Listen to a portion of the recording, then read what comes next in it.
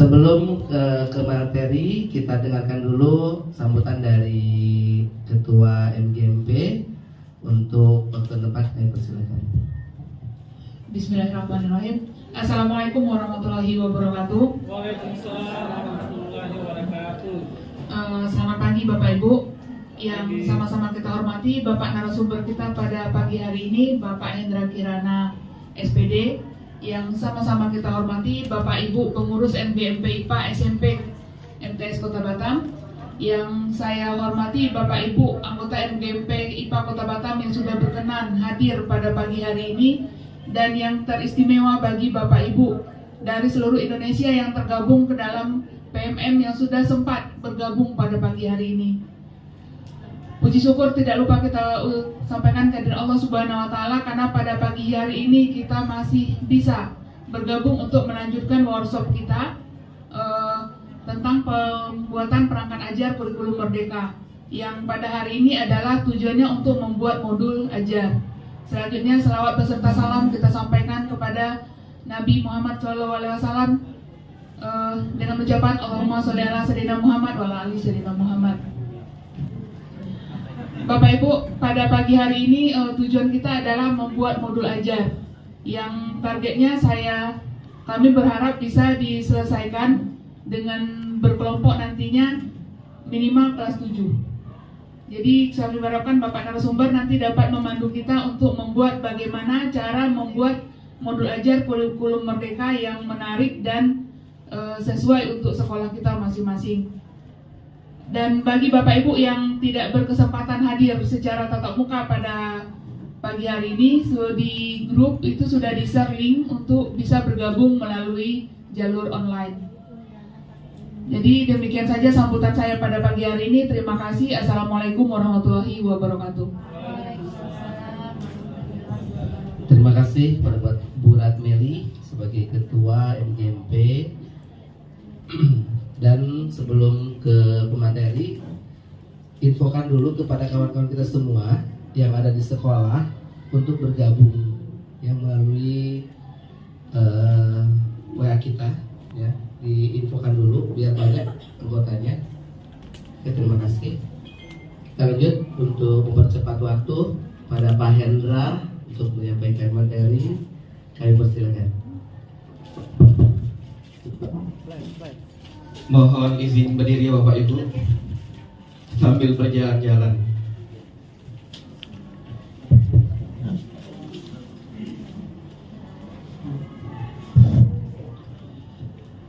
Assalamualaikum warahmatullahi wabarakatuh.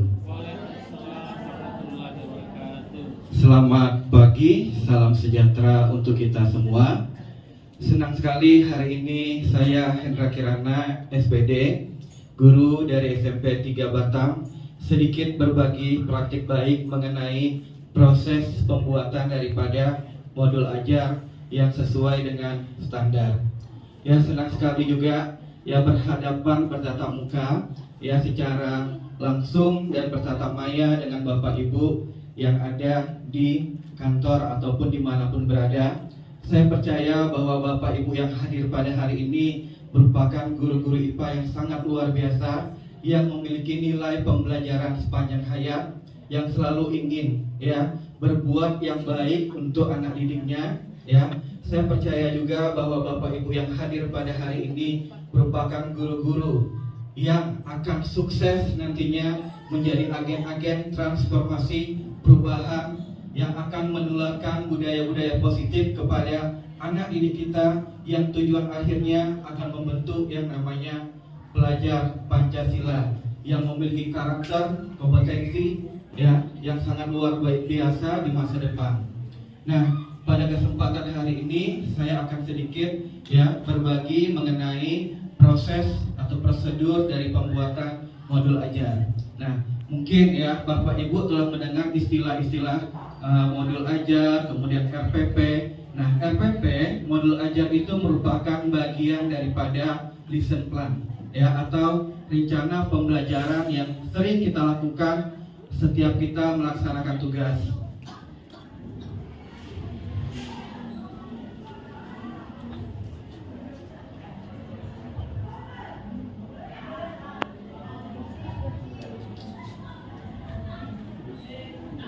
Minum bersama Cik Sima. Izinkan saya nak mulai presentasi. Semoga presentasi ini membawa berkah. Amin. Oke, sebelum mulai Bapak Ibu sama-sama ya kita sedikit memacu semangat kita. Kalau saya bilang salam IPA seperti biasa, jawabannya integritas, peduli dan amanah ya. Salam IPA. Integritas, peduli dan amanah. Kita kasih aplaus untuk kita semua Bapak Ibu. Terima kasih Bapak Ibu. Nah, adapun tujuan kita workshop pada hari ini ya, kegiatan workshop kita ini adalah penyusunan perangkat pembelajaran yang melalui proses pembuatan modul ajar. Diharapkan Bapak Ibu nanti dapat membuat modul ajar sesuai dengan standar yang baik dan benar, bahkan estetis ya. Nah, kebijakan daripada penyusunan modul ajar ini berdasarkan peraturan pemerintah yang nomor 4 tahun 2002 dan perubahan atas capaian pembelajaran SK BS Kap ya nomor 33 tahun 2022. Nah, di sana kita diminta untuk melaksanakan proses berdasarkan standar-standar yang ada ya, dari standar kompetensi lulusan, kemudian standar isi, standar proses, kemudian standar penilaian. Nah, itu semua akan menjadi acuan kita dalam proses pembuatan yang namanya modul ajar. Nah, sebelum masuk mungkin sedikit sharing ya, mungkin Bapak Ibu seperti Pak Saud mungkin ya pernah mendengar istilah modul ajar. Kira-kira bagaimana prosesnya Pak Saud yang pernah Pak Saud lakukan? Sedikit berbagi nanti baik Pak Saud. Oke, baik, Pak Hendra. Sebenarnya yang lebih paham yang samping saya ini. Kalau modul ajar ini kan kalau untuk IKN belum, tapi kalau modul ajar biasanya kan K13 sebelumnya. Iya. Jadi kalau untuk IKN belum berpengalaman, mungkin Bu inilah kalau untuk yang IKN. Boleh Bu Eni, nggak apa-apa Bu Eni, tadi sedikit tentang modul ajar. Sama sebenarnya ya Pak ya. Nggak sama. Sama. Kan kita dapat kurikulumnya baru semua sama ya, sedang berproses belajar. Jadi yang saya tahu ya sedikit mungkin jauh lebih banyak teman-teman ya.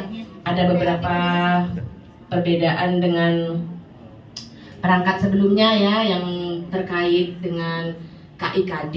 Mungkin kita sekarang ke CP tujuan pembelajaran, kemudian ke alur tujuan pembelajarannya. Baru kita jabarin materi, kemudian asesmen LK-nya.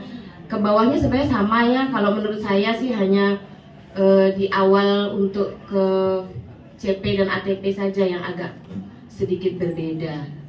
Kalau menurut saya, terima kasih. Terima kasih ya untuk Bu Heni, kita kasih aplaus lagi ya. Benar sekali kata Bu Heni ya, bahwa memang ada perbedaan antara lesson plan yang sebelumnya berupa RPP, kemudian dengan modul ajar ini. Salah satunya mungkin kalau dulu di SKL-nya kita menggunakan KIKD sebagai acuan ya. Nah, pada saat ini kita menggunakan CP ya. Bahkan nanti di komponen-komponennya juga sebenarnya akan mengalami perubahan daripada RPP kemudian ke modul ajar. Nah, kalau dahulu ya kita menyusun RPP atau rencana pelaksanaan pembelajaran itu minimal 3 komponen terpenuhi, seperti tujuan pembelajaran, kemudian juga langkah-langkah pembelajaran, yang terakhir asesmen. Itu penyederhanaan yang minimal harus dimiliki oleh komponen RPP yang ada pada kurikulum 2013. Nah, bergeser karena perubahan ya kodrat alam ya Bu Eni, kodrat alam, kodrat zaman, kemudian keinginan untuk menjadi lebih baik ke depannya, maka mungkin pemerintah mengeluarkan kebijakan-kebijakan untuk melakukan transformasi di bidang pendidikan. Salah satunya dimulai dengan rencana pembuatan pembelajaran atau lesson plan ini. Nah, lesson plan ini dimulai dengan proses pembuatan yang namanya modul ajar. Ya, modul ajar ini sama ya, tetap berpedoman pada SKL, kemudian pada standar juga ya, standar kompetensi lulusan tadi atau SKL, ya, standar isi, standar proses sampai dengan standar penilaian yang menjadi acuan kita untuk melaksanakan penyusunan daripada modul ajar yang berstandar tersebut. Nah, kemudian juga ya, kita tahu bahwa modul ajar ini sangat penting fungsinya Bapak Ibu ya. Ini merupakan acuan kita dalam melaksanakan ya berinteraksi dalam proses kegiatan pembelajaran. Apa yang kita susun, apa yang kita rencanakan, ini akan menjadi dasar kita untuk melaksanakan proses pendidikan dan pengajaran yang ada di satuan yang ada di sekolah kita. Jadi itu sangat penting sekali. Dengan adanya modul ajar yang kita buat, maka itu bisa menjadi alat kita, ya senjata kita untuk melaksanakan proses pembelajaran yang kontekstual, ya berpusat pada siswa, yang dapat memicu, yang memotivasi peserta didik untuk meningkatkan segala potensi yang dia miliki. Nah, potensi-potensi inilah yang nanti yang akan kita susun menjadi sebuah modul ajar yang tujuan akhirnya tetap ya berpusat membentuk profil pelajar Pancasila. Ya Bapak Ibu.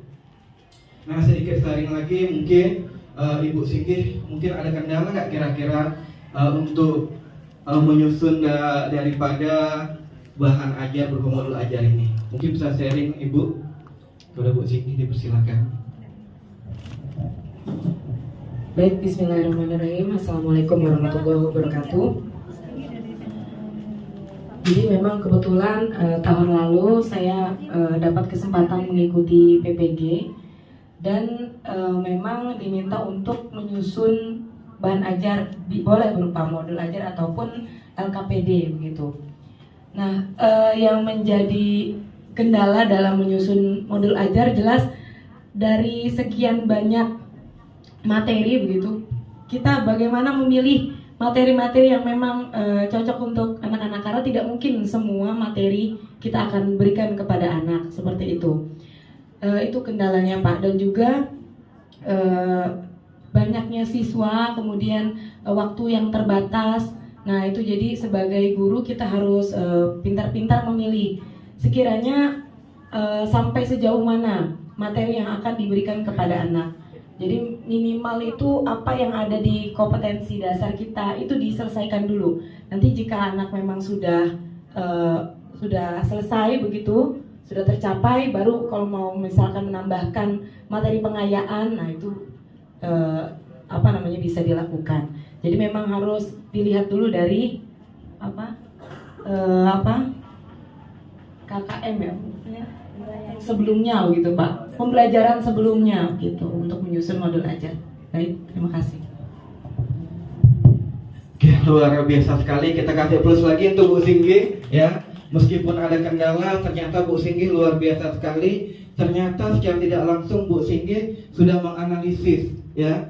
Oh, ternyata harus disesuaikan dengan keadaan siswanya tadi. Oh, ternyata harus disesuaikan dengan materi yang ingin diajarkan, dipilih-pilih yang materinya. Ternyata Bu Singgih sudah melakukan analisis, itu luar biasa. Ya, dari yang tidak tahu tadi karena ada PPG ya, pendidikan profesi guru, ternyata ilmu-ilmu tersebut berguna Bu Singgih ya. Ya tidak langsung Bu Singgih ternyata luar biasa Bu Singgih. Yang mantap ya, karena Bu Singgih ininya ya tidak langsung the best lah, itu sudah melakukan analisis yang tidak langsung. Ya, terima kasih Bapak Ibu tentang sedikit refleksinya ya. Mungkin dari tadi bahan ajar yang diutarakan Bu Heni, Pak Saud, Bu Singgi. Nah, inilah tujuan kita hari ini berkumpul ya, menyamakan persepsi bahwa modul yang kita susun, ya modul ajar yang kita susun ini akan menjadi modul-modul terbaik yang bisa kita implementasikan kepada anak didik kita, sehingga anak didik kita memiliki kompetensi yang pada tujuan akhirnya membentuk profil belajar Pancasila ya Bapak Ibu. Sedikit pengantar ya Bapak Ibu, kita lihat videonya tentang proses pembuatan atau komponen apa yang ada di modul ajar ini ya Bapak Ibu.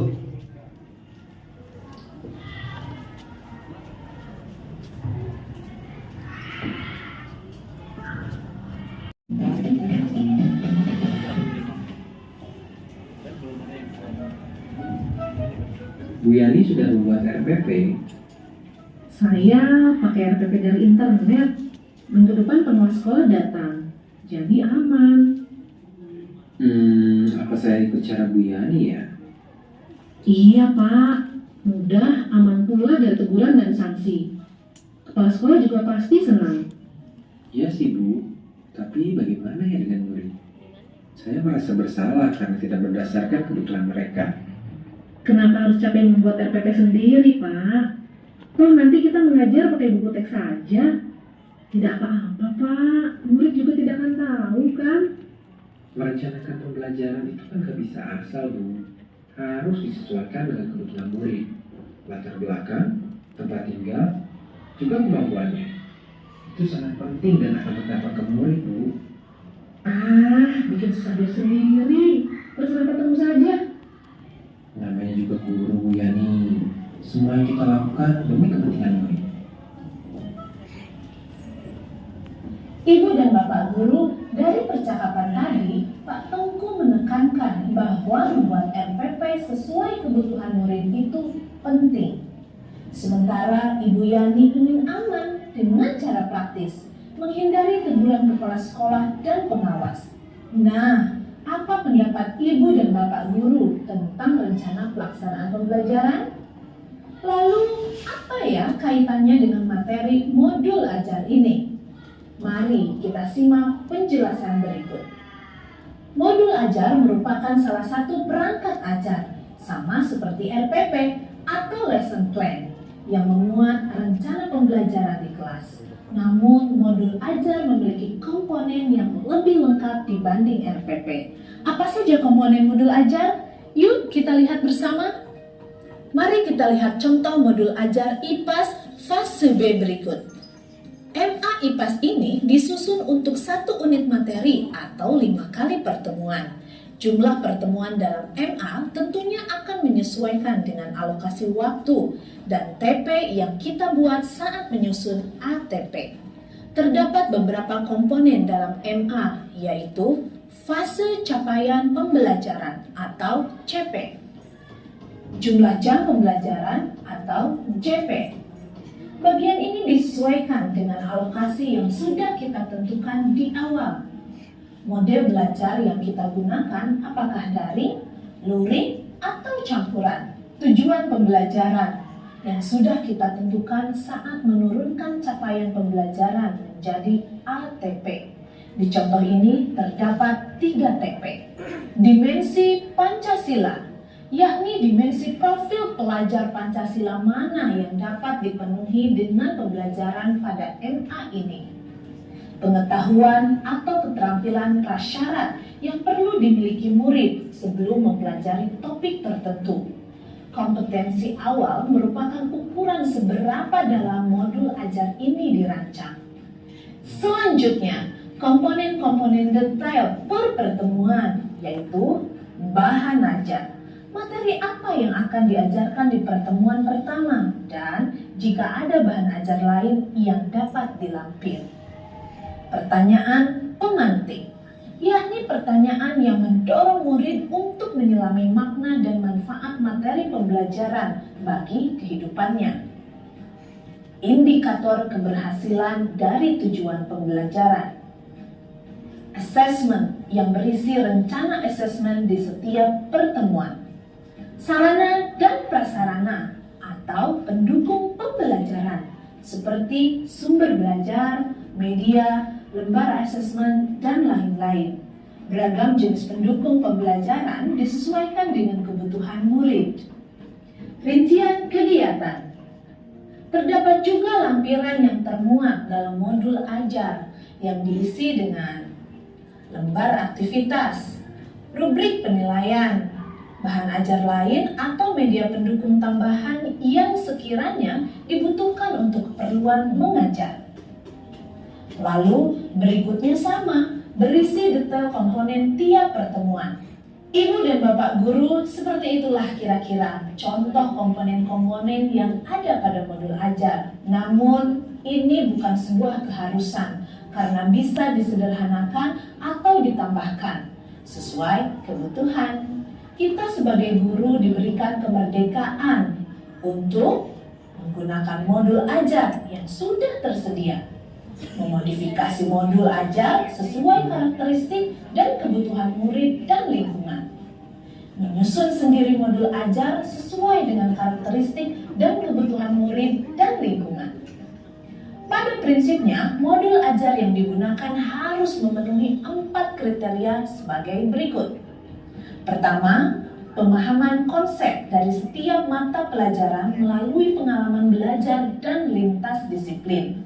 Kedua, menumbuhkan minat untuk belajar, melibatkan murid berkaitan dengan pengalaman atau pengetahuan sebelumnya, serta menyesuaikan capaian belajarnya. Ketiga, menyesuaikan konteks diri dan lingkungan murid. Keempat, keterkaitan antara alur pembelajaran dengan fase belajar murid.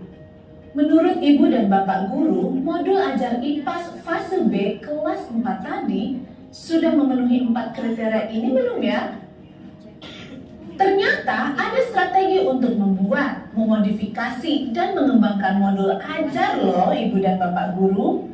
Antara lain, berkolaborasi dengan rekan guru dengan mapel yang sama. Pembagian peran dengan rekan guru satu fase. Misal pembagian penanggung jawab modul ajar, kemudian membagi dan pengetahuan kepada rekan guru lain. Ibu dan Bapak Guru, modul ajar adalah salah satu bentuk rencana pembelajaran. Maka saat menyusun rencana pembelajaran, harus semangat. Pelajar Pancasila.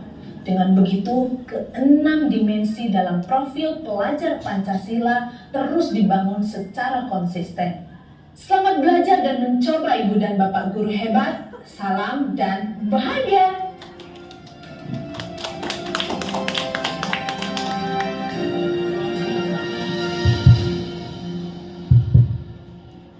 Sedikit ya, mungkin dari video tersebut Bapak Ibu mungkin bisa merefleksikan. Boleh Ibu, Bu Desi, refleksikan sedikit, atau Bu Tio, atau Ibu Bu.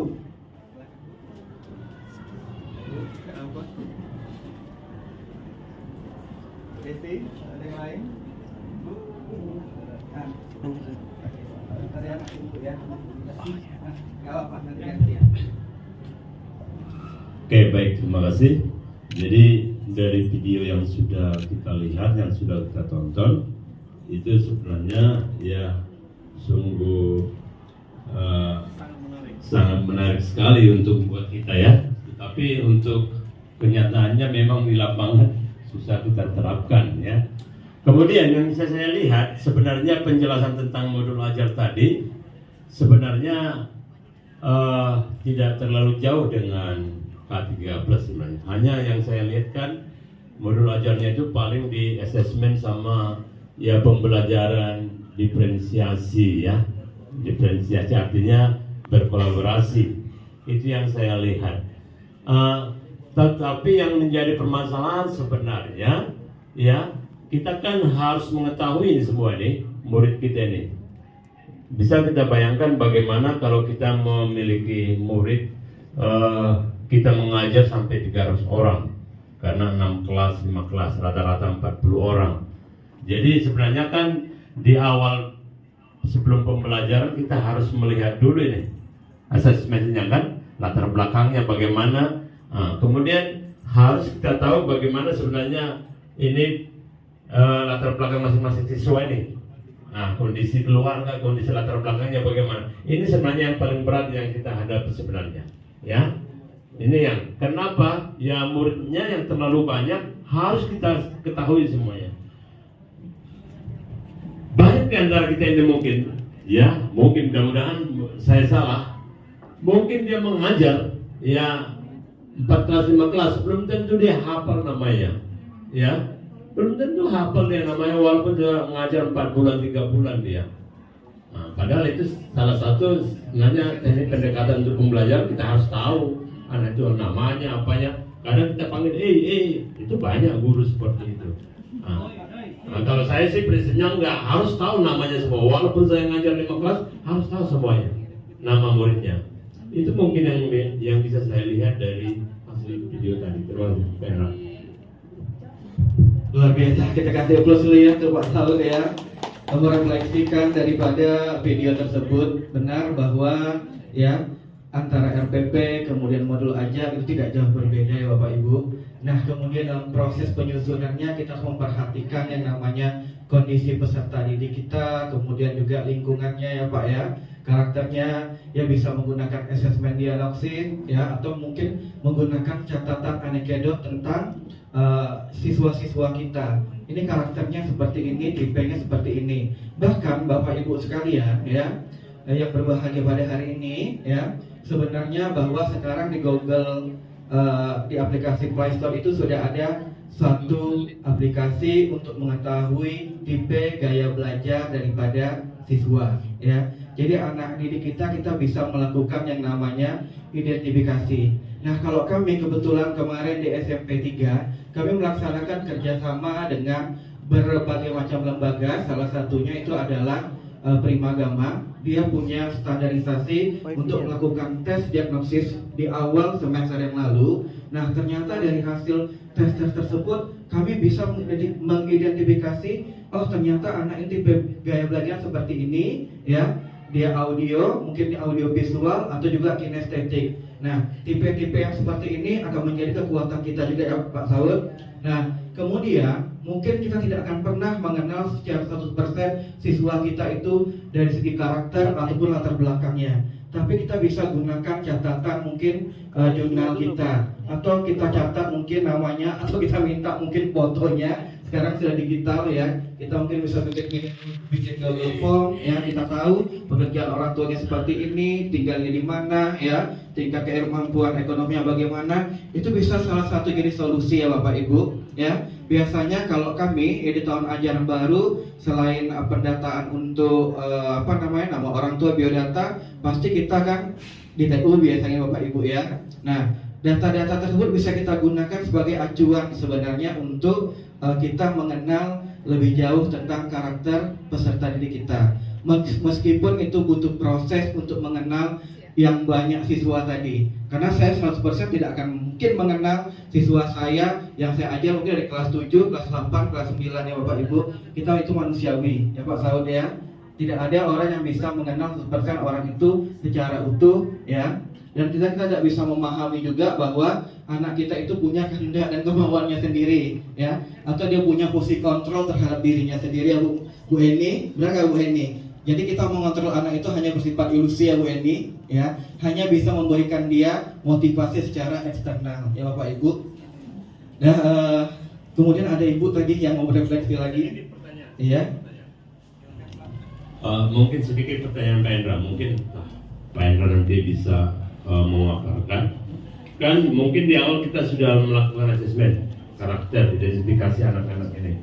Kemudian kan kalau kita lihat karakter mungkin ada yang suka visual ya, ada kinestetika atau audio ya.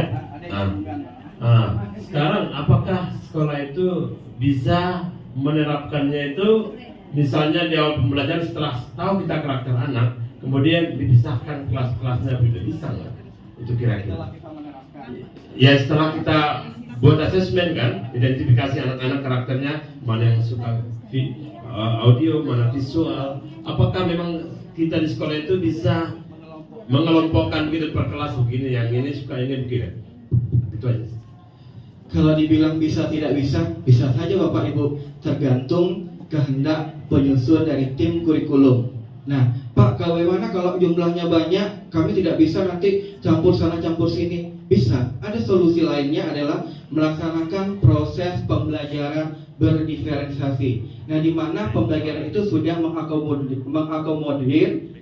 mengakomodasi tipe-tipe gaya belajar tersebut. Saya misalkan, ya, di kelas saya ngajar di kelas 9. Nah, di kelas 9 itu ada tipe anak yang visual, ada audio visual, ada kinestetik. Nah, bagaimana kita bisa mengakomodasi semuanya? Tentu salah satunya dengan merencanakan lesson plan ini, dengan cara membuat modul ajar yang berdiferensiasi tadi, ya. Kok bisa, Pak? Bagaimana caranya? Setelah melakukan analisis tadi ya Bapak Ibu, ya, itu salah satu solusi alternatif terbaik, ya. Misalkan untuk anak yang visual kita kasih gambar tayangan slide ini. Yang untuk kinestetik bisa saja audio, yang audio visual ada gerak-geraknya, ya, kayak tadi kayak ada kan ibu berbicara, ibu berlari, bergerak dan sebagainya. Atau misalkan campuran, lebih campuran bisa ditampilkan video. Video ini mungkin sudah lengkap, ada gambar, ada suara, ada materi geraknya di situ kinestetiknya. Jadi bisa kita solusikan. Ya, bahkan ya, saya pernah melihat teman saya seorang guru bahasa Inggris, Bapak Ibu, ya. Dia ingin anaknya cepat pandai berbahasa Inggris yang kinestetik. Dia menggunakan sumber belajarnya yang ada di ruangan ini. Yang mana jam tunjukkan gitu. Maka anaknya berlari ke sana ke arah jam. Yang mana tong sampah, ya dia berlari ke tong sampah, tapi dengan menggunakan bahasa Inggrisnya. Nah, artinya itu sudah mewakili kinestetik dari dia bergerak, ya. Kalau yang visual bagaimana? Nah, visual ada lagi tipenya, mungkin dia sedang dengan gambar-gambar, dengan melukis dan sebagainya. Nah, sama, saya pernah melakukan hal ini Bapak Ibu di kelas 7. Kebetulan hasil karya saya itu sampai ke P4TK IPA dulu ya. Salah satunya galeri ekosistem. Jadi lukisan-lukisan itu ternyata bisa menjadi media pembelajaran Bapak Ibu, ya. Yang saya akali, ternyata hasil karya anak-anak visual itu luar biasa bagusnya, ya. Itu salah satu contoh yang pernah saya terapkan. Kalau kita mungkin kinestetik juga bisa dalam pembuatan magnet dengan industri elektromagnetik, misalkan ya Bapak Ibu membuat magnet dengan baterai dan sebagainya, itu juga bisa kita gunakan. Kemudian listrik statis, anak-anak bikin video, Pak bisa lengket ya rambutnya. Nah, itu kan estetik juga kan. Visualnya bagaimana? Bikin brosur. Atau nanti cara yang audio visual, yang audio bagaimana? Dengan cara presentasi. Bisa juga kan Bapak Ibu. Artinya bisa terwadahi dalam satu kali pembelajaran itu, kita bisa melakukan proses pembuatan yang namanya lesson plan tersebut melalui modul ajar. Sehingga modul ajar yang kita hasilkan itu sudah modul ajar yang berdiferensiasi, ya. Jadi bisa digunakan untuk siswa kelas 7 yang bertipe gaya belajar visual, audio, dan kinestetik misalkan. Seperti itu Bapak Ibu, ya. Tadi boleh ke situ dulu Bu, tadi sudah menunggu. Nggak jadi intinya, boleh intinya. Jadi nggak apa-apa Bu, boleh intinya.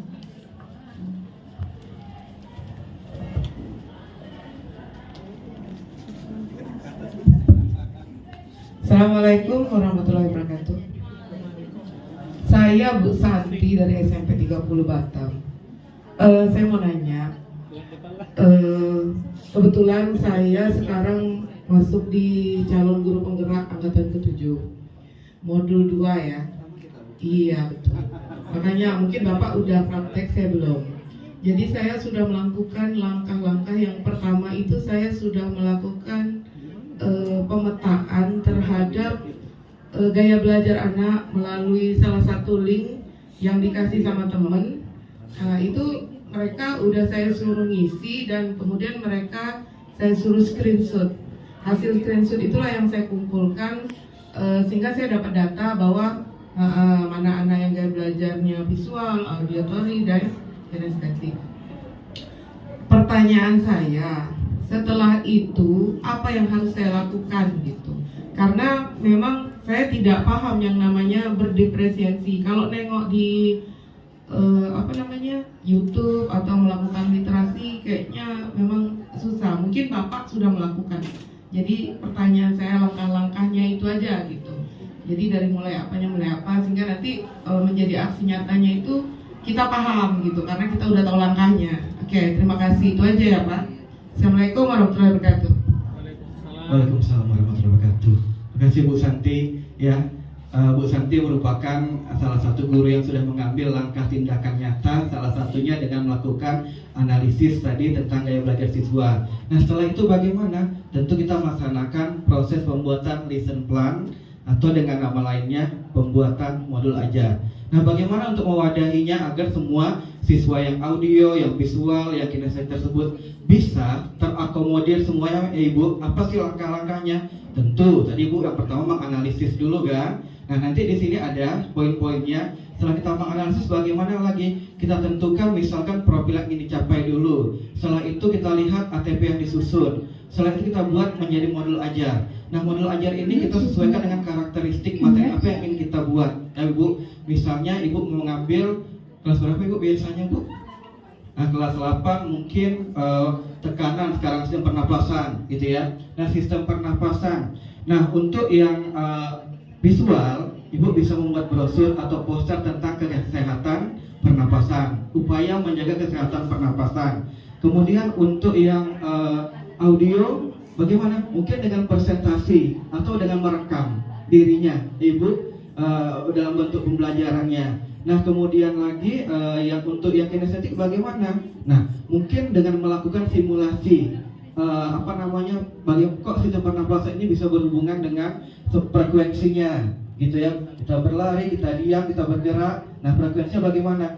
Nah itu bisa dilakukan ketika melakukan kegiatan eksplorasi misalkan Ibu, ya kan? Di kegiatan inti dari Ibu tadi salam pembuka, menyampaikan motivasi, tujuan kan, nanti sampai dengan langkah-langkah apa yang Ibu mau. Nah Pak, kalau kayak gitu repot lah semuanya. Bisa Bapak Ibu. Ini saksi hidupnya anak-anak saya yang ada pada hari ini.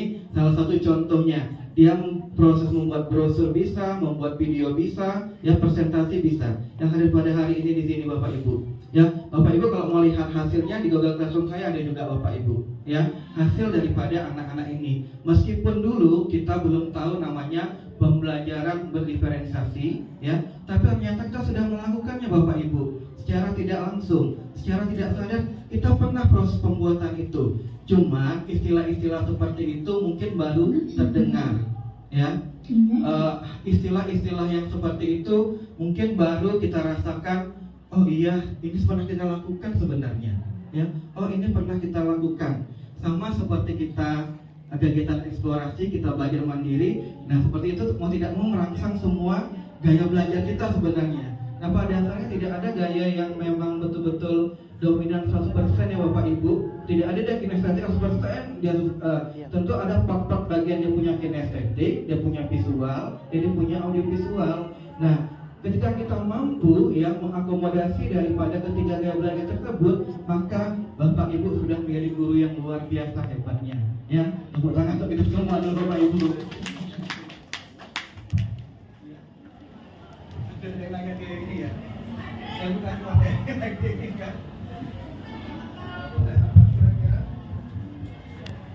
Ibu Marlina ya, boleh dibacakan Bu Dian? Bu Santi, masih ada pertanyaan lanjutan? Jadi gini Pak, pembelajaran berpreferensi itu berarti pada saat 1 jam pelajaran di jam yang sama, jadi 3 anak dengan gaya belajar itu belajar sesuai dengan gaya belajar mereka. Itu maksudnya berdiferensiasi itu ya? Maksud semuanya gitu Ibu? 3 anak itu dia terkontrol semuanya maksud Bapak? Iya, gitu. Dalam 1 jam pelajaran atau terpisah? Sebenarnya bisa dalam satu wadah itu Ibu. Contohnya ya Bapak Ibu, kita ingin proses pembuatan membedakan asam basa misalkan Bapak Ibu. Di sana kita praktek kan. Di praktek tersebut dia kena bergerak-gerak, tentu dia mencoba membedakan asam basa itu kinestetik, ya kan? Dia melihat warna-warna yang berbeda visual, ya. Nanti ketika ditanya jawab sudah audio. Kan bisa dalam satu waktu itu contohnya Ibu. Ternyata bisa kita lakukan. Berarti ya? Nanti harus disesuaikan dengan tujuan pembelajaran ya Pak ya? Bisa. Jadi tujuan pembelajarannya dengan 3 tipe itu kita menggunakan 3 tujuan pembelajaran berarti. Oke, saya jawab. kita membuat tujuan pembelajaran ada rumusnya. Kalau dulu menggunakan ABCD formatnya, audien, behavior, kemudian kondisi, kemudian lagi degree. Nah, pada saat ini itu pergeseran, jadi CABD. Jadi kondisi dulu, kondisi ini bisa kita gunakan melalui proses pembelajaran project based learning. Nah, itu sudah kondisinya kan. Kemudian audiennya mana siswa? Siswa mampu melakukan praktek, ya kan, kedalamannya dengan benar dan sesuai, misalkan dengan degree-nya. Nah, itu nanti sudah terwadahi, ya, ada pengetahuan faktual, konseptual.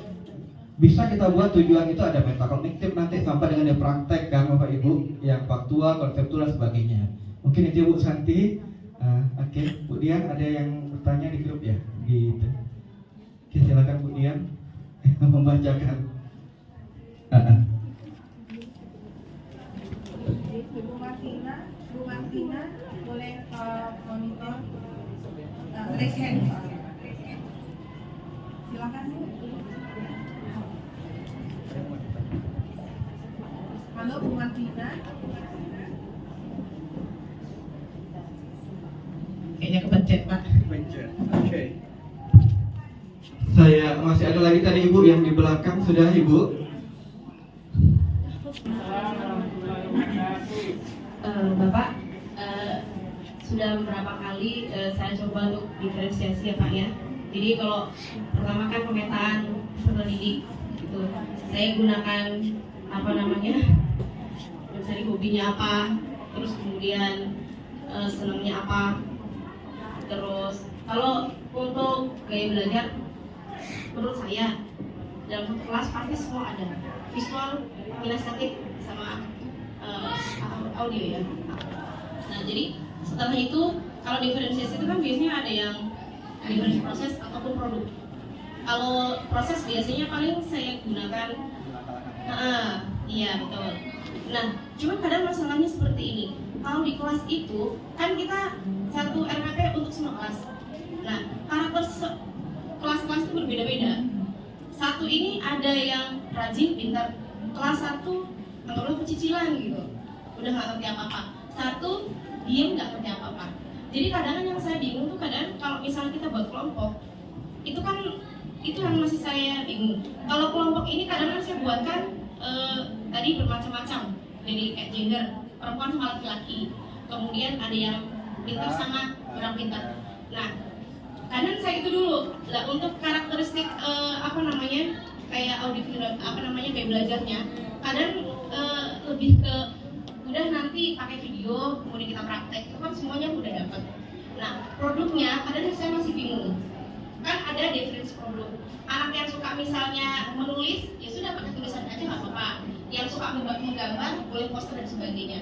Jadi permasalahan saya adalah kalau di kelas itu Pak itu ada anak yang sangat pasif kan?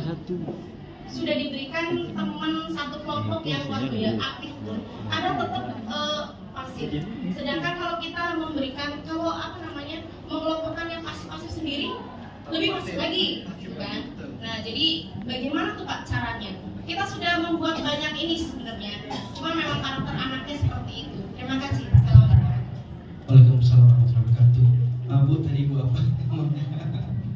Saya Bu Dewi. Oke, baik Bu Dewi.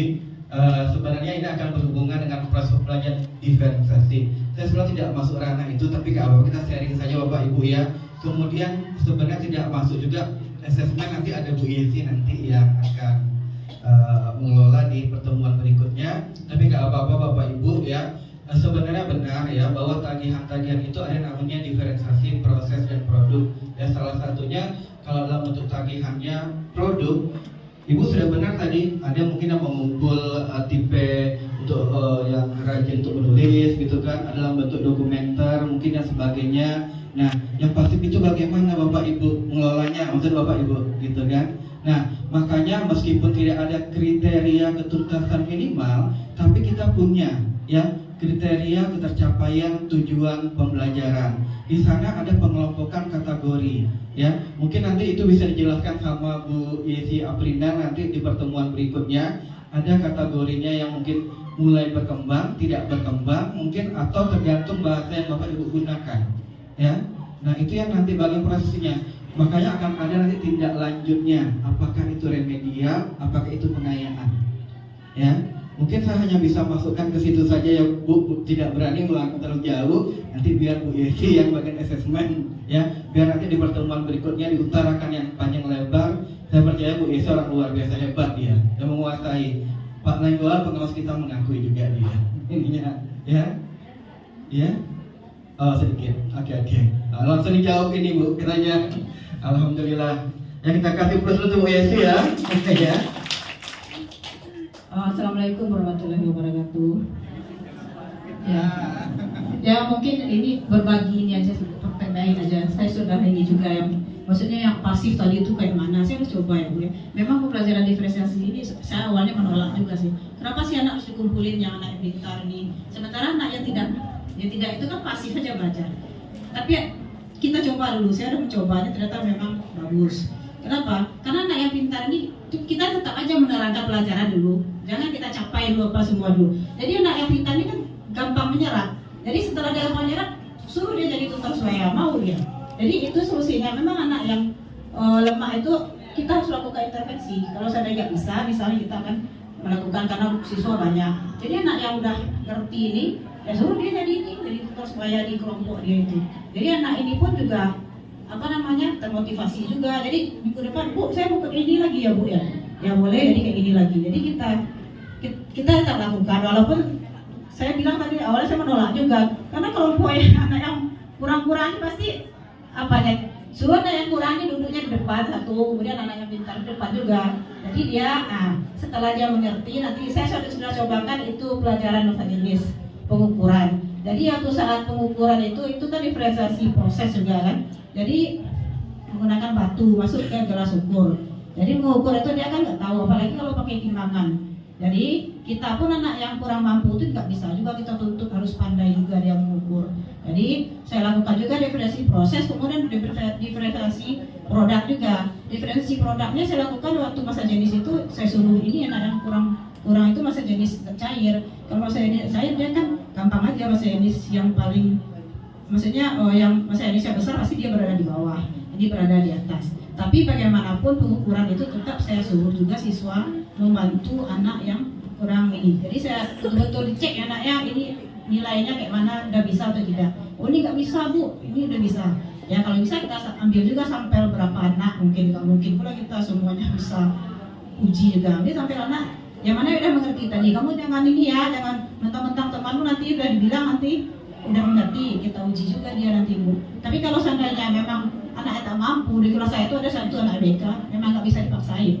Tapi kalau seandainya anaknya masih mau, ya memang kita harus tetap lakukan. Jadi lakukanlah pembelajaran diferensiasi itu ya, ada produk, konten sama proses di dalamnya. Kalau seandainya materi tersebut tidak bisa kita lakukan ketiganya, minimal ada satu yang kita lakukan. Nggak harus kita paksakan pula harus diferensiasi proses produk ini. Kalau seandainya kemarin yang belajar air, saya kan diferensiasi ini visual aja belajarnya ya. Jadi anak yang memang hobi gambar ya saya suruh bikin gambar di karton mengenai air proses ini ya, air wujud air perubahannya. Memang saya suruh. Kalau anak memang hobinya audio ya presentasikan ke depan. Boleh dia dengan yel-yel juga, boleh dia dengan nyanyi dulu, terserah. Yang penting dia suka. Sekarang pembelajaran kayak penting anak senang. Kemudian pelajaran IPA tidak membosankan. Kalau kita coba seperti itu pasti dia senang seperti itu kalau kita lakukan. Kemudian anak yang suka dengan ini kinestetik, ya mungkin dipraktekkan lagi, diulang lagi praktek minggu depan. Nah itu sudah bisa mewakili sebenarnya.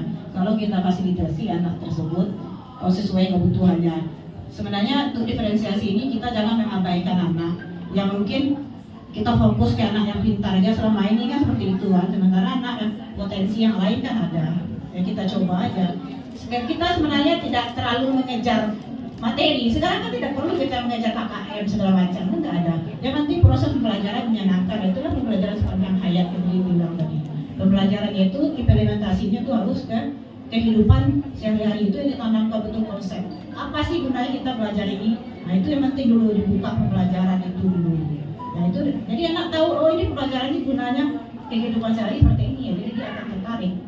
Kalau seandainya tidak bisa membawa samplingnya langsung, ya boleh dengan menengok video tadi. Ya minimal kita harus kreatif sih kalau memang pembelajaran. Ya tapi alhamdulillah sekarang setelah menerapkan IKM ini banyak anak yang suka belajar IPA yang sebelumnya mungkin ya saya akui juga, saya termasuk guru ini juga dulu pemarah juga dulu. Tapi sekarang sejak IKM ini udah tahu lah kayak mana menghadapi anak.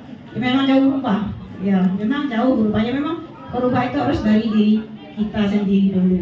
Ya baru nanti ke anak. Apapun tugas yang kita kasih nanti kalau seandainya kita ada kendala tidak masuk, anak pasti akan mengerjakan. Karena dia memang sudah suka melihat kita dulu ya. Buatlah seperti itu dulu. Ya mungkin itu aja yang dapat saya sampaikan. Ini pengalaman saya saja. Ya terima kasih. Assalamualaikum warahmatullahi wabarakatuh. Waalaikumsalam warahmatullahi wabarakatuh. Sekali lagi kita kasih tepukan gemuruh ya ke Bu Yesi ya.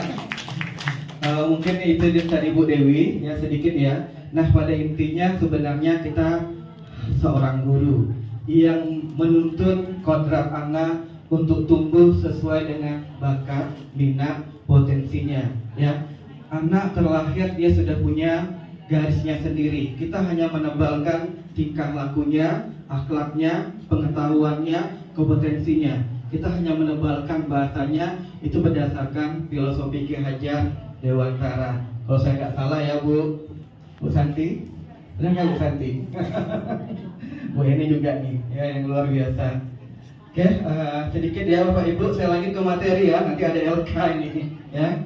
Oke, modul ajar ini merupakan sejumlah alat atau sarana media atau metode petunjuk pedoman yang dirancang secara sistematis dan menarik. Jadi ingat bahwa menyusun modul ajar itu harus sistematis. Nah, kemudian yang kedua, modul ajar ini harus disusun berdasarkan CP yang telah kita rumuskan nanti ke dalam ATP tadi ya. Alur tujuan pembelajaran yang tetap nanti berhubungan dengan sasaran akhirnya profil pelajar Pancasila.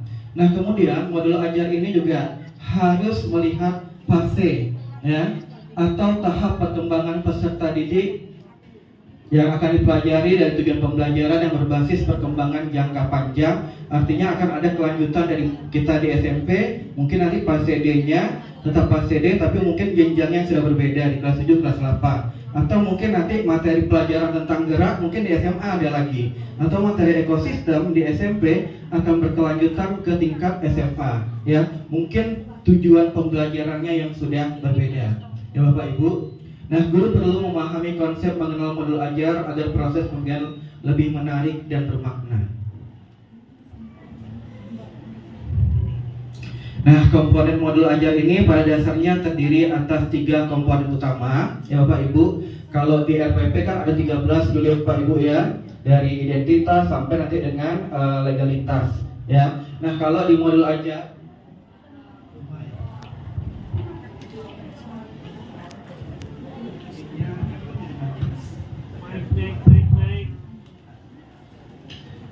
ya ada 3 komponen modul ajar. Yang pertama itu bagian informasi umum. Nah, informasi umum ini mulai dari identitas, kemudian fase, kelas ya, tahun, nama penulis dan sebagainya. Nah, kemudian ada nanti informasi intinya. Di sini ada tujuan pembelajaran, kemudian ada nanti pemahaman bermakna, ya, kemudian nanti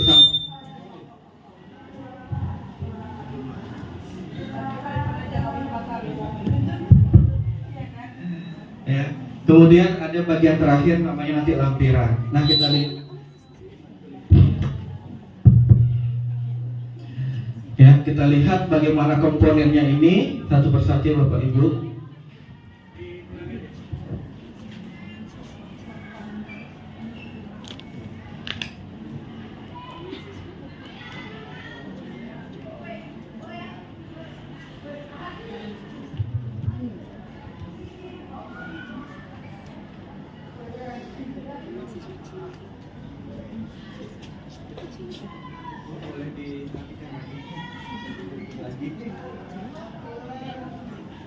Bluetooth mode connected. Institusi dan tahun disusunnya modul ajar. 2. Jenjang sekolah SD, SMP, SMA.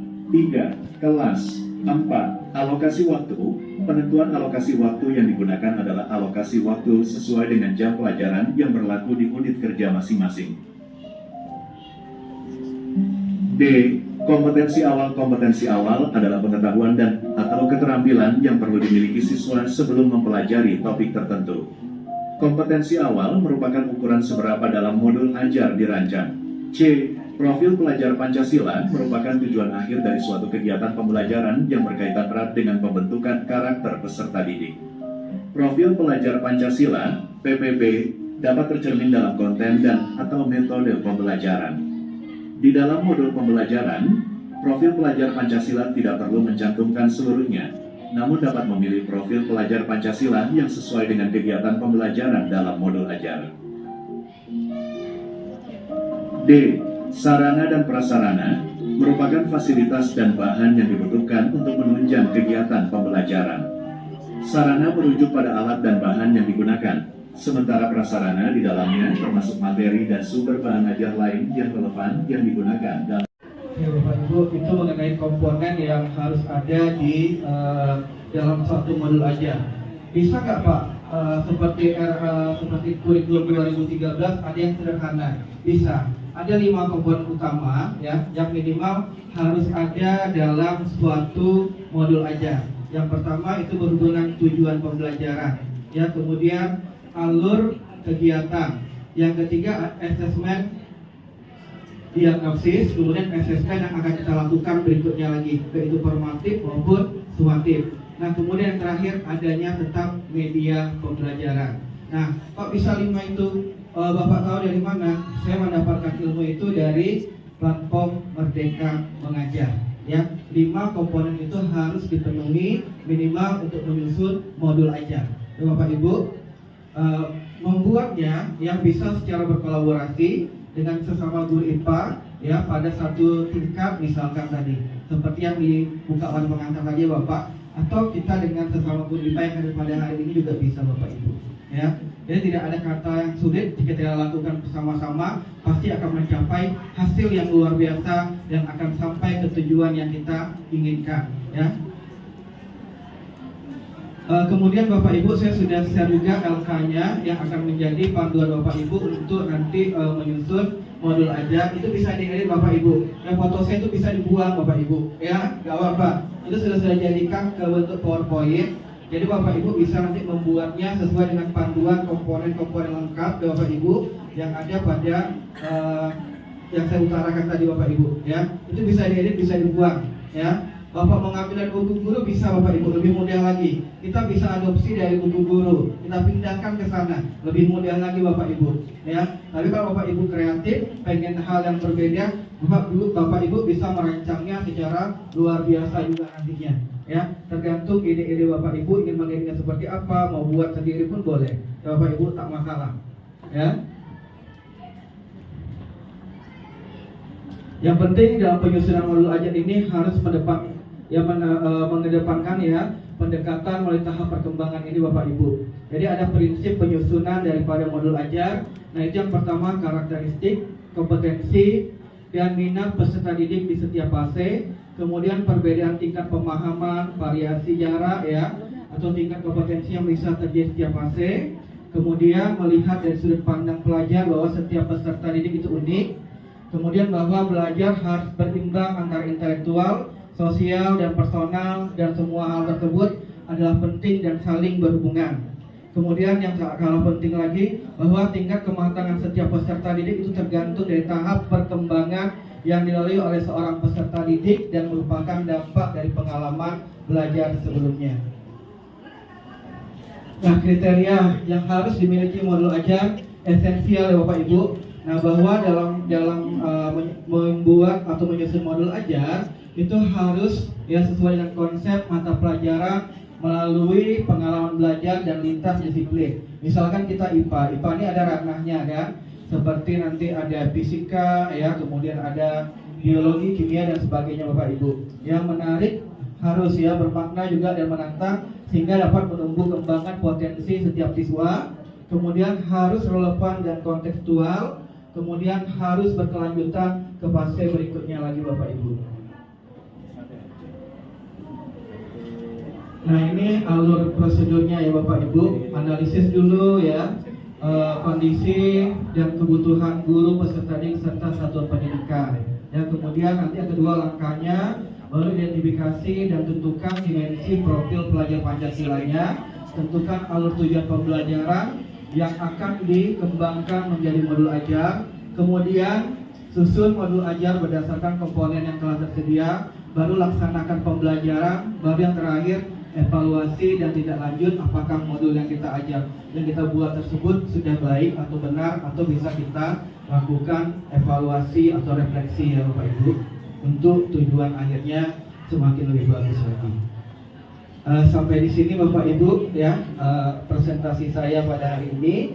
Ya, kita lanjutkan nanti dengan proses pembuatan modul ajar. Oh, ada tanya jawab, saya lupa ya Bu Dian, silakan Bu Dian. Ya, yang ingin bertanya Bapak Ibu sebelum kita mengerjakan RK ya Bapak Ibu. Oke, terima kasih Pak Hendra. Dari komponen tadi Pak Hendra, jadi ada tadi ada model pembelajaran ya Pak. Kalau saya lihat sih di paparan Pak Hendra tadi justru malah model ajar tuh bukan yang simpel tapi justru kompleks ya. Karena banyak sekali komponen-komponennya. Terus yang tadi ada sedikit yang yang saya pahami sebelumnya tuh model pembelajaran Pak. Kalau model pembelajaran ini kalau yang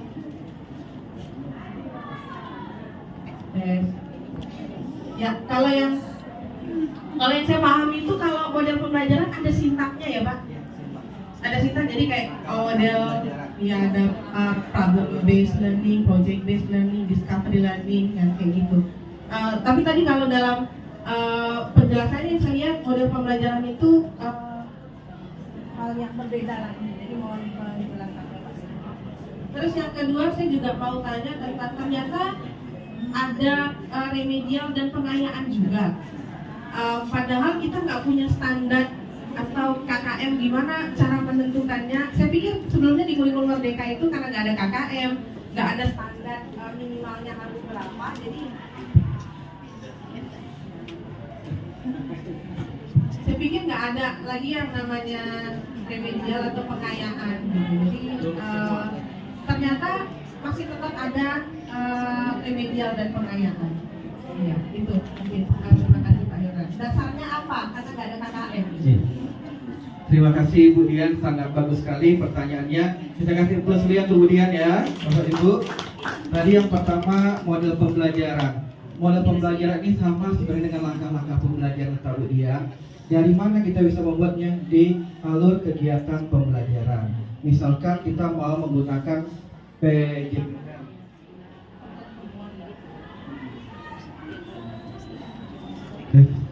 Ya, bisa per pertemuan kita buat ya langkah-langkahnya. Misalkan dalam bentuk PJBL itu kita menentukan, biasanya merencanakan alokasi waktu. Kalau nggak salah saya membuat rincian data dulu.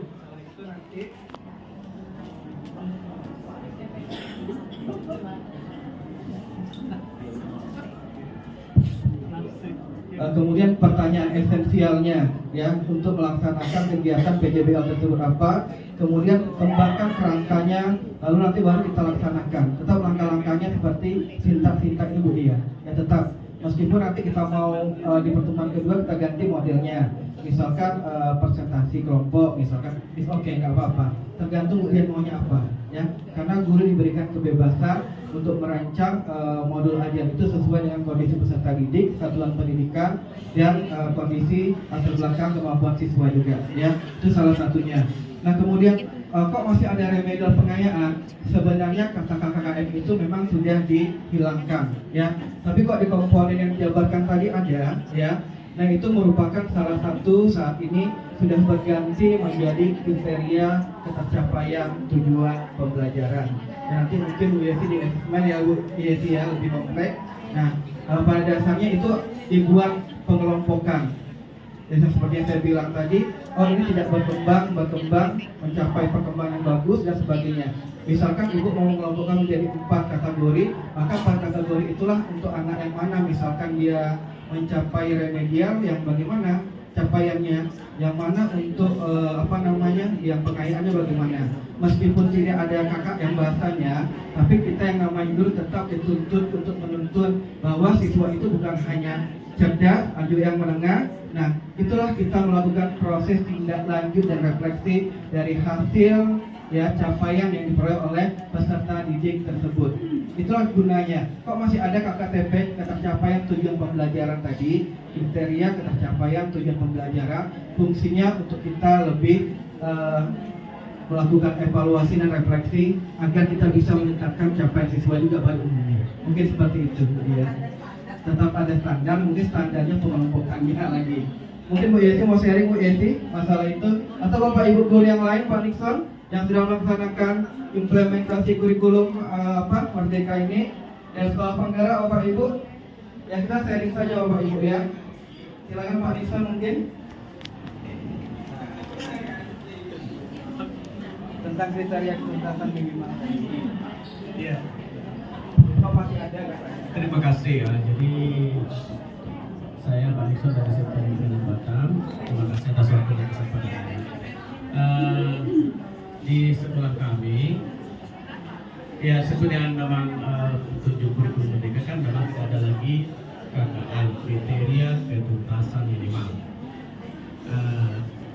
Tetapi ini sharing ya, berbagi ya, praktik baiklah namanya ini, berbagi, tidak ada yang mutlak yang paling benar. Kita berbagi aja. Jadi kalau kami sendiri ya, saya sendiri sebagai guru di kelas, kalau kita buatkan, kerjakan apa adanya begitu, nanti seolah-olah tidak ada yang patron kita. Apa yang diharapkan dari anak-anak kita ini? Jadi walaupun mungkin ini tersirat namanya, ya tetap saya sampaikan harus paling tidak dari 10 soal dapat 8, kira-kira begitulah. Jadi ya memang ada kesan di situ seolah dipaksakan kan begitu kan. Tapi bagi saya sendiri sebenarnya yang harus dapat ini dari 10 soal yang saya berikan ini harus dapat kamu 8 minimal, saya bilang gitu. Ya mungkin itu pengalaman saya lah. Mungkin boleh ditanggapi Ibu Bapak Guru. Terima kasih.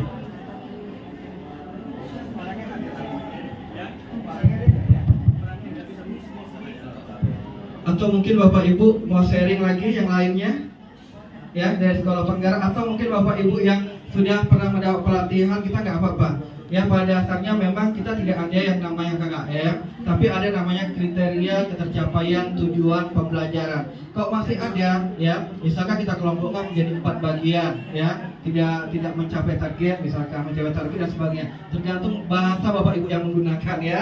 Nah tujuannya apa? Ternyata itu untuk evaluasi dan refleksi kita dalam proses menuntun tumbuh kembang siswa untuk berkembang sesuai dengan minat, bakat, dan kodratnya sebenarnya Bapak Ibu ya, segala potensi yang dimilikinya.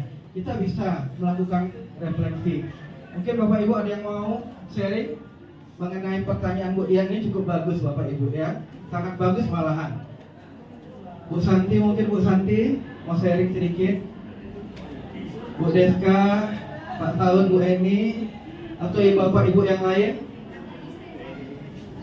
atau Pak Amin, Pak Jemaat, ya, Bu Amin mungkin, Pak siapa? Pak Rijal, boleh Pak Rijal. Silakan Pak Rijal. Ada dulu. Terima kasih. Assalamualaikum warahmatullahi wabarakatuh. Saya Rizal dari SMP Batam. Kebetulan saya di sekolah yang oleh Pak Nixon jadi sekolah penggerak, saya ikut-ikutan jadi sekolah penggerak. Ikutan saya. Terpaksa Pak. Karena harus Pak. Karena kita kalau nggak pindah nanti. Sementara nggak diterima. Saya Amin nggak mau saya pindahkan tempat Amin. Lawaknya saya. Oh iya. Orang spesial aja ke sana. Jadinya ketika langsung aja berhubungan dengan KKM tadi. Sebenarnya kondisi yang paling penting itu pertama kan kondisi siswa, kondisi dari Blauki. Ya kalau memang kita dengan kondisi sekarang, siswa itu memang awalnya kondisinya rendah, istilahnya kemampuannya rendah. Sementara di tujuan pembelajaran kita memang harus ada target tertentu. Udah jelas tujuan pembelajarannya, udah jelas. Siswa mampu menggunakan alat ukur, kan itu istilahnya. Udah jelas tujuannya, mampu menggunakan alat ukur. Otomatis memang alat ukur tadi walaupun tidak ada KKM namanya, tapi kita udah paham tuh siswa yang bisa dengan tidak bisa. Ini siswa yang tidak bisa itu harus diremedial, kan itu istilahnya. Kita ulangilah dia melakukannya dalam proses belajar. Cuman yang masalahnya sekarang ini ada masalah juga. Ketika dinilai itu tidak ada katanya KKM, berarti nilainya nilai yang rendah atau belum tercapai. Dan itu katanya nanti bisa diperbaiki nanti entah siapa orangnya itu nggak tahu lah. Kalau dia sekarang kelas 7, mungkin di kelas 8, kelas 9 katanya diperbaiki nanti yang dijawab. Cuman kalau saya sih secara pribadi Pak Nixon ini, karena kami suka pribadi aja. Karena kesepakatannya nggak ada KKM Pak. Nah, merdeka. Cuman kan cara yang paling aman kita tuntaskan. Nah, makanya cara menuntaskannya itu macam-macam cara kita lakukan. Tetap harus kita selesaikan supaya tidak ada utang. Jangan ada utang. Apa yang kita jadi utang? Ternyata dulu nggak lulus di kelas 7, kelas 9 ngajarnya Pak Nixon untuk ke saya tuh. Cari kerjaan namanya. Jelas. Walaupun tidak ada KKM, tapi anak udah merdeka belajar. Ketika dia udah merdeka, anak harus senang sekarang. Gurunya yang setengah mati. Iya, gurunya setengah mati sekarang tuh. Jadi guru tak bahagia Pak? Ya, Bahagia Pak? itu yang saya bilang tadi, dengan terpaksa kita menyelesaikan dengan bermacam cara. Caranya yang penting menyenangkan anak. Caranya terserah, yang penting anak senang. Walaupun hanya dengan diberi soal sederhana saja masalah yang mengukur tadi. Hanya apakah alat ukur yang digunakan itu cocok? Masalah mudah ditanya. Tapi dia tuntas kalau bisa menjawab pertanyaan yang mudah tadi. Itu salah satu trik-trik tertentu menurut saya. Karena kita udah tahu kan perbedaan anak tidak bisa dipaksakan. Ada anak yang bisa mengukur dengan segala macam alat ukur sampai mikrometer pun dia mampu mengukur. Tapi ada anak yang ditanya alat ukur saja dia tidak tahu. Tapi dia harus kita selesaikan supaya jangan ada utang untuk khusus untuk materi yang KKM tadi. Saya rasa itu sederhananya. Terima kasih. Kita kasih tepukan yang dulu ya, Dr. Iqbal yang luar biasa ya. Bagaimana Bu Dian? Ya, jadi tetap tersirat atau ada kategorinya ya. Mungkin Bu Esi, ada lagi Bu Esi, kira-kira Bu Esi atau Bapak Ibu yang lain? Bu Hendy, nah, silakan. Ayo Pak, kita sharing ya Pak. Ya, terima kasih. Sebenarnya saya sedikit jantungan karena belum pernah bicara. Perkenalkan, nama saya Dr. Srino. Ya, seperti yang kita sepakati bersama bahwa yang merdeka muridnya, yang tidak merdeka malah gurunya malah ya. Betul, tapi kita harus menikmatinya sebagai seorang guru. Nah, mengenai tadi tentang KKM ya, yang diganti dengan KKTB ya. Pernah kami ada pertemuan dengan Pak Nenggolan. Beliau menyatakan memang KKM itu tidak ada dan anak tidak ada yang tinggal. Hanya saja ada 4 kriteria yang harus dipenuhi. Misalkan dalam satu tujuan pembelajaran, misalkan mengenal besaran dan satuan dalam pengukuran. Nah, tentu kita ada tes sumatif. Nah, dari tes sumatif inilah kita tahu apakah anak itu mencapai tujuan pembelajaran yang kita lakukan. Nah, kalau misalkan tidak atau hanya sebagian yang dia tahu, maka kriteria ketuntasannya ya seperti ini, mulai berkembang. Ya, mulai berkembang. Nah, setelah misalkan ada sebagian besar yang dia kuasai dari sumatif yang kita berikan, maka kriteria cakap. Nah, kalau dia semuanya dikuasai, kriteria mahir. Jadi tentu saja bukan lagi nilai yang kita tunjukkan belum tuntas, tetapi kategori mulai berkembang, kemudian layak, cakap dan mahir. Itu saja sih tambahan dari saya. Terima kasih Pak. Luar biasa, terima kasih dulu ya Bapak. Pak John memang luar biasa. Benar yang dibilang tadi sama Pak John, ada pengkategorian untuk pengelompokan capaiannya, ya. Bukan siswanya dikelompokkan, nggak boleh kita ya Bapak Ibu ya. Maksudnya dari segi capaian sebagai alat evaluasi kita, refleksi kita, agar kita bisa melakukan salah satunya penyusunan lesson plan dalam bentuk modul ajar yang lebih baik lagi, ya. Terima kasih Pak John, ahlinya luar biasa sekali. Ada lagi Bapak Ibu, Bu Erda mungkin ahlinya. Bapak Ibu, ada lagi kira-kira Bu Deska, Bapak Ibu yang lainnya? Kita sharing saja Bapak Ibu. Tidak ada, tidak.